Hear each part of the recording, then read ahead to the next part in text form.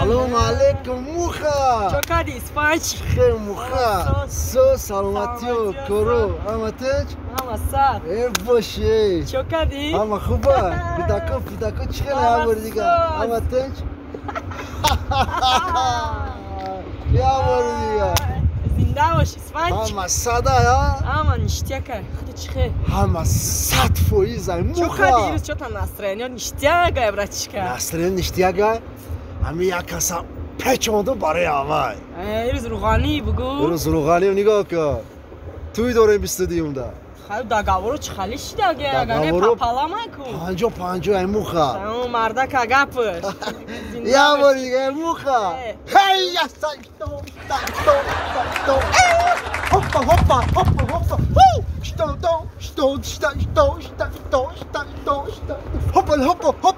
موخا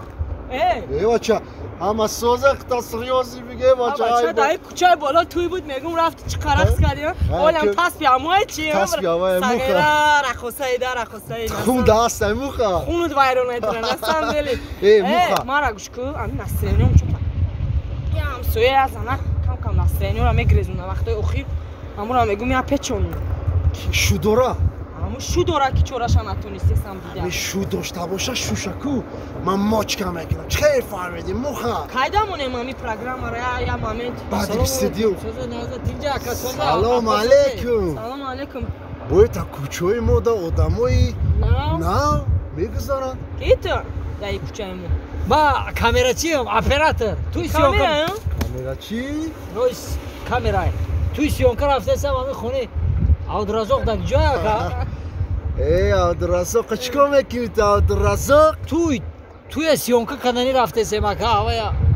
گوش که اینجا قانون و قاعده خشا داره چی گفتی موخا؟ فهموشه؟ بدانه چی خله؟ اینجا می بیای نگاه کن مرا گوش کن سمکتا اوستما بگه موخا اوست که سمکشا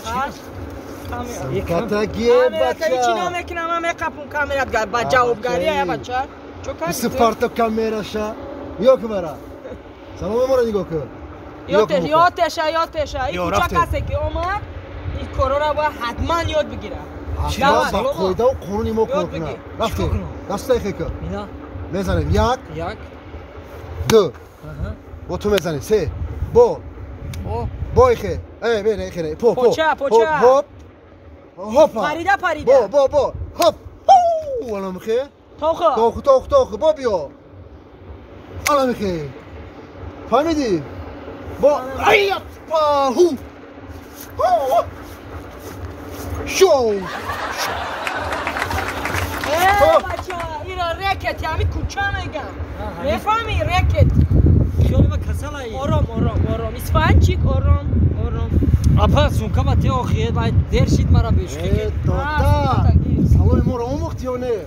آموختم اکا در جای ما خیلی سلام میکنم شما خیلی آزید سلام کده کردی شما خیلی کده کو خیلی سلام میکنم این آز دسته اکا اینم خیبس اپا ختم دسته اینا دست اینا آخ کپیده او انا کی دستم بکبا اکا انا میخی انا ایرا ای تگی بکا بابا انا کپیده انا کی سرت دایجا مو پیشونی تا اپا انا ختم ایجا دمو انا میخی ام خیلی سوده با همه سلام شما عروسا برده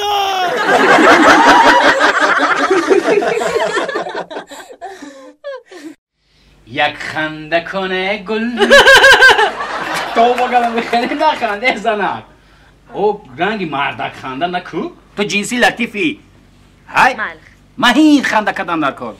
یک خنده کنه گل بگو ما زرگوش خیلی نیوخی خشروک یک خنده کنه گل جون واسی انا بخی خندن در کن یک خنده کنه گل لب و دندانت صدقه ای غنچه دهان زیره دندانت صدقه یک خنده کنه گل آخه نمی خنده های تو این نمی لبای تو مرا مفتون کده که پا درست کنم تو مساج کنی زنک جانه جگرات تا صدقه آخی ای توبه اگه همه او چاد میخنده ای تو چی را فهمیده ای بخنده سی؟ آخه در رو درومدم گفته که یک خنده کنه گل برای همون خنده درومدم و تا معلممون گفته که همین زیواشکا ای مردک چی فرق داره همین سی طلبه بودیم یگان دومان ندانستیم برای ما اشما پرسیدم او ما ای کجا میدونم که ژواچکا ای مردک چی فرق داره همین اوچت بسیار ژواچکا میخواه این اوچت سوال بوده خیلی را مرا فقط بگو او ترمیناتور کیه جکی چان کیه مرا سوال را بگم تا اخی اوچا همین مردک ای زیواشکا چی فرق داره مردک ای زیواشکا چی فرق داره آه ولی گوش که بچه زیواشکا را در وقت پولداری اینتا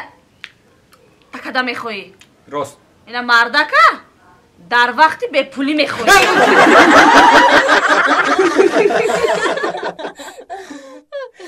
الهی امین برادرات انشاد جان اسفندیار جان مخا جان خوش آمدید سلامت نوری دیده و تاجی سر الله الله اکبر رحمت های مبارک شما خونوی نه مبارک شما آخه که گذشت اینجور از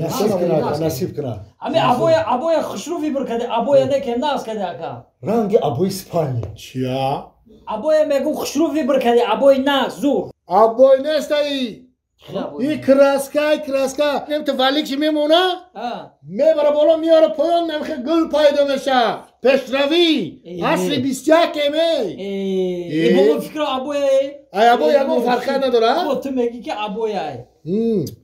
شما مبارک شما که ابوی نصیب کنه مبارک شما رحمت برای دعوت کردن رحمت اکا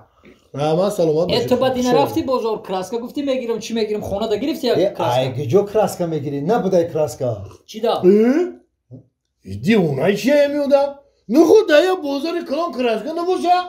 آخی ای دسته دختر را کراسکا نمونده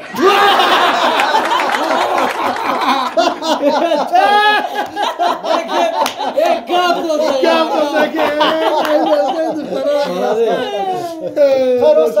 نه اون گپ دادی که ملارس گپ داده رو باید پلان لبای این اسفندیار چی گفت؟ من نفهمیدم ایشاد اسفندیار کم تر گوشاش وزنی نه یه باری دیگه من بفهمونم موخا جون و اسفندیار گفت که ای دسته همین دخترها را در بازار کراسکا نمونده بگیره ای بچه بگیره اسفندیار دوشش بگیره بگی موخا جون چای بگیری باز او خود میشه یکی مردک بوده اکا همین خورما شیرین خورمای خونه یا خطی چه یا او بزنه موخا جون ترسی چی بود؟ برای چی خندیدسی؟ برای چی خندستم؟ برای که یکم دفعه شما خنده من نفهمیده بودم خطی تو خندیدم حاضی چی؟ حاضی خندم اومده است که یکم دفعه شما خنده من نفهمیده بودم برای چی خندیدم